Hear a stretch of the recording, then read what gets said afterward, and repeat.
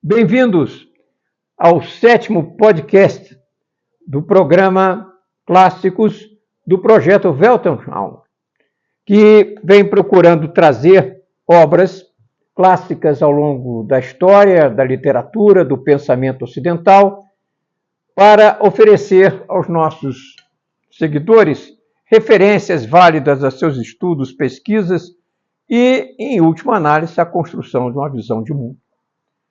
Os clássicos, como vocês devem ter notado, tratam de momentos cruciais da história da humanidade. A maioria deles é momentos dramáticos. Desde que nós iniciamos a nossa sequência, lembrando, Ilíada trata da Guerra de Troia, né? Paideia, indiretamente, de uma crise do século XX, no século XX da nossa era, e o autor, em vários momentos da história que ele deslinda da educação na Grécia, ele faz referências à crise que nós estávamos vivendo no nosso século. Depois nós tivemos a história da Guerra do Peloponeso, a guerra fratricida que terminou com a cidade-estado, com a civilização grega. Em seguida, nós tivemos a história colocada, o cristianismo colocado na história com Santo Agostinho, em que ele atua ali como um ator e um testemunho da crise, da queda do Império Romano. Vamos ver essa história do Império Romano na sua decadência e queda, narrada por um autor mais próximo de nós, foi Gibbons, e depois nós tivemos a contribuição magnífica de Dante Alighieri na construção do vernáculo italiano e com a obra mais importante da história da literatura da Idade Média e uma das maiores do Ocidente.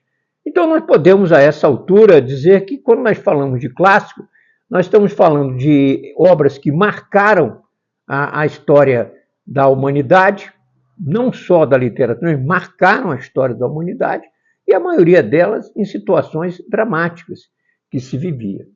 Hoje nós vamos falar de um livro terrível, de um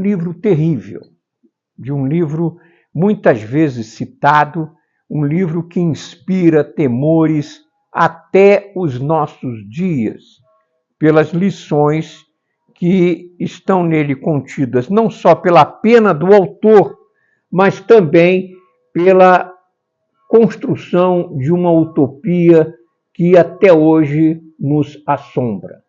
Mas, antes disso, é importante nós entendermos como nós chegamos a esse século XVII na Inglaterra, de onde vai surgir esse livro.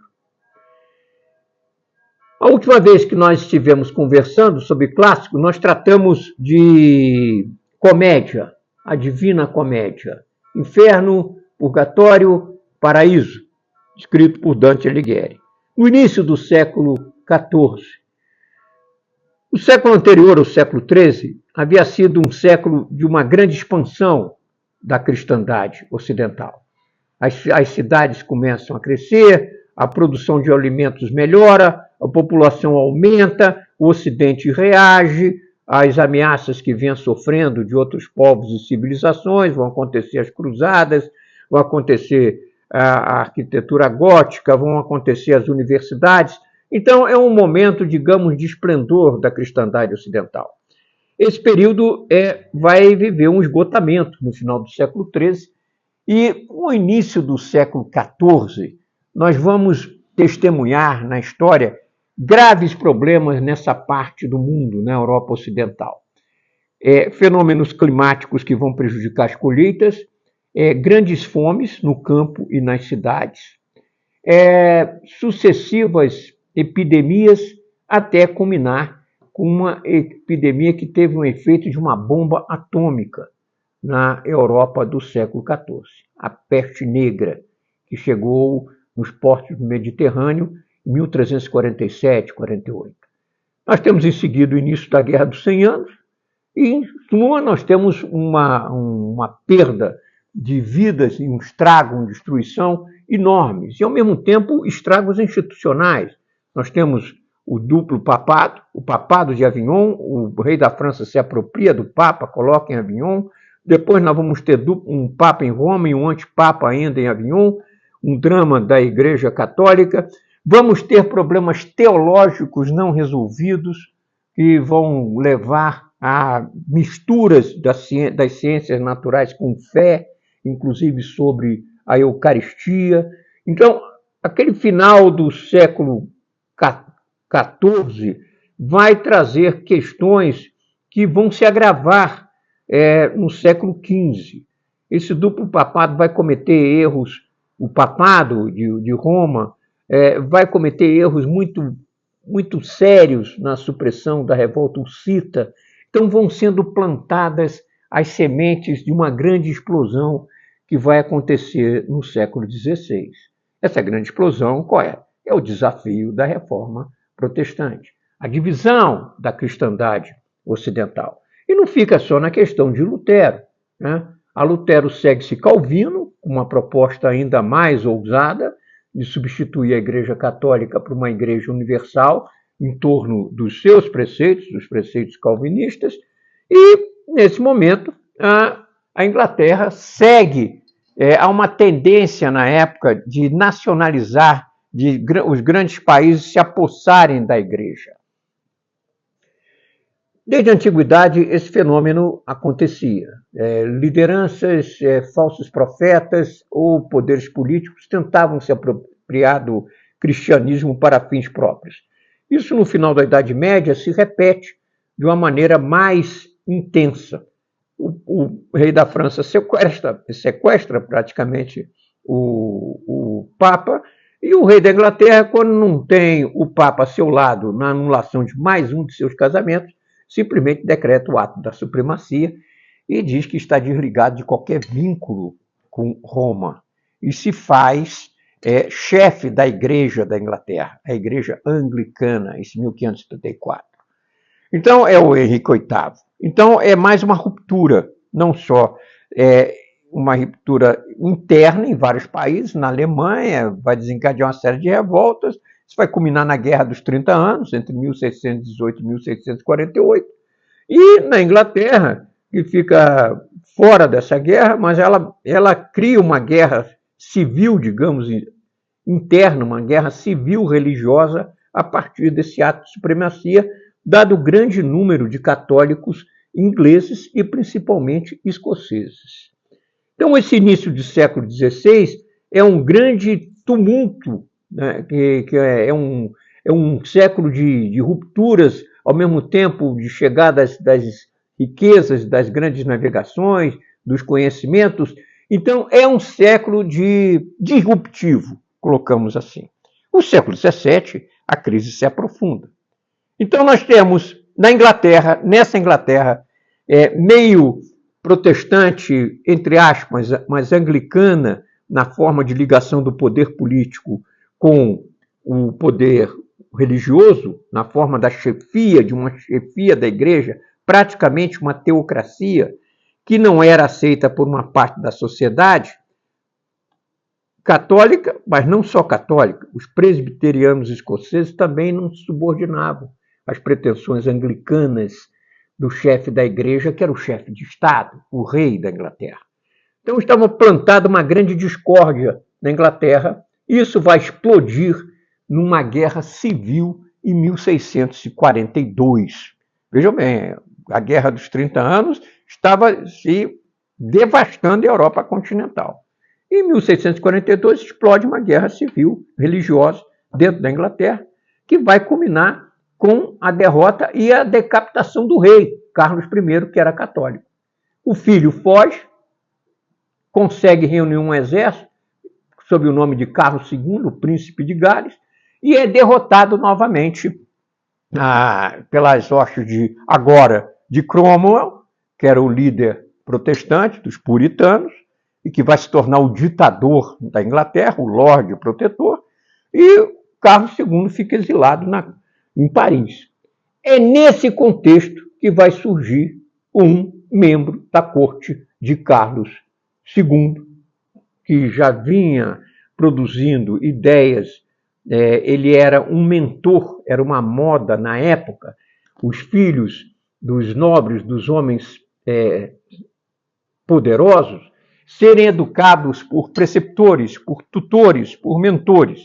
E Thomas Hobbes, nós vamos falar da obra dele hoje, O Leviatã,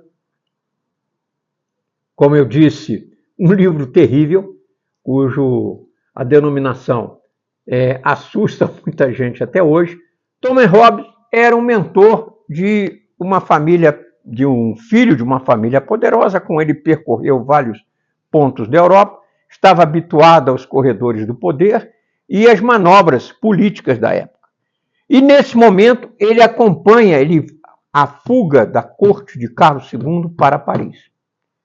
Até que ele, a título de atenuar os efeitos da guerra civil, ele escreve o Leviatã, o livro, defendendo a subordinação de todos os súditos ao poder do rei, defendendo uma subordinação absoluta em nome da obtenção da paz social. O livro provoca tal efeito que ele é expulso da corte de Carlos II, em Paris. Ele é repudiado pelos membros da corte que o haviam acolhido, que o tinham como uma pessoa afim àquele grupo, leal àquele grupo, e que defendia o rei católico. Na verdade, o Thomas Hobbes, com o Leviatã, ele defendia a obediência absoluta ao rei, ao poder, quem quer que fosse, quem fosse ele. Porque, uma vez publicado em 1651, em maio de 51, o livro, ele é expulso da corte e volta à Inglaterra, agora sob o comando do Lorde Protetor, que havia decapitado o pai de Carlos II. E assim, Thomas Hobbes, ele prossegue em outros trabalhos na mesma linha de pensamento, e o seu livro é bastante criticado. A argumentação de Hobbes é que os homens, naquele estado de guerra civil, porque ele vivia aquele estado de... Essa guerra civil vai durar quase 20 anos, só se pode dizer que há uma relativa pacificação na Inglaterra, quando em 1660, o filho do Carlos I, que agora se chamava Carlos II, acontece a restauração ao trono, ele vem ascender ao trono, depois da morte de Cromwell. Nesse ambiente, a obra de Hobbes, ela se propõe a defender, como eu disse, a obediência absoluta ao poder absoluto. Isso se tornou um estigma na ciência política, e o Leviatã virou sinônimo do Estado Todo-Poderoso. Hobbes se propunha a combater a desordem do estado da natureza. Essa expressão que vai aparecer no Leviatã vai depois ser usada por Rousseau, que estava muito afeito às ideias de Hobbes, dessa necessidade da obediência no poder, ao poder de quem for, não importa quem o estivesse exercendo. A obra de Hobbes, ela se baseia, a tese primeira de Hobbes, para justificar os conflitos e as guerras, porque ele fez, inclusive, um dos grandes trabalhos dele foi a tradução de Tucídides, da Guerra do Peloponeso. Dali ele tira a tese, se inspira para a tese dele do Leviatã, o medo. Hobbes é o filósofo do medo. Ele justifica as rupturas, as guerras civis, a deflagração de invasões, de violências pelo medo, o medo preliminar, o medo que leva a ações preventivas, a chamada guerra preventiva, que antecipa qualquer outra violência. E ele passou a história com essa fama. O defensor do poder absoluto, o defensor do autoritarismo. Mas é mais do que isso. Vamos ver por quê. A teoria de Estado de Hobbes, nós vamos encontrar logo no início da obra, aqui na página 11, na qual ele apresenta uma visão organicista do Estado.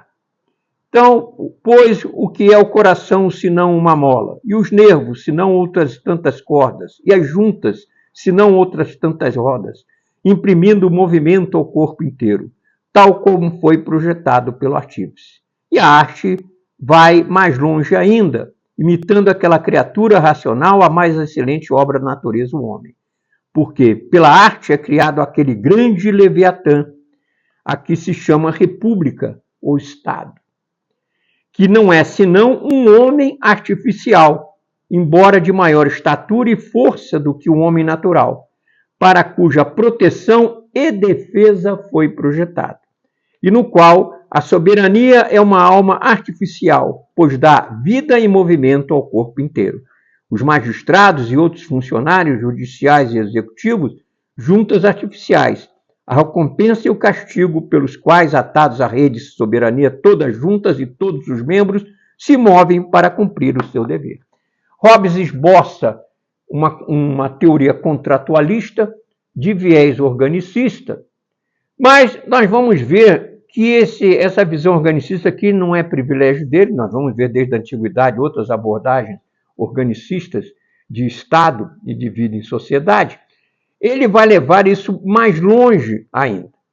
Se aqui nessa página hoje nós temos o primeiro esboço da teoria dele, mais à frente nós vamos encontrar no bojo da obra de Hobbes também uma teoria de Hobbes, uma teoria do conhecimento.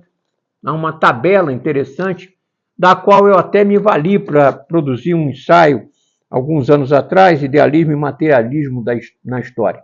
Todos aqueles que se interessam por uma história do conhecimento, uma história das ideias, têm que ter em consideração o trabalho de Hobbes nesse aspecto, nesse momento do Renascimento, que procurava se livrar da escolástica para teorizar a epistemologia e dar vazão a novas interpretações do conhecimento. É interessante, do ponto de vista de história de conhecimento, essa visão de Hobbes. Não pode deixar de ser considerada.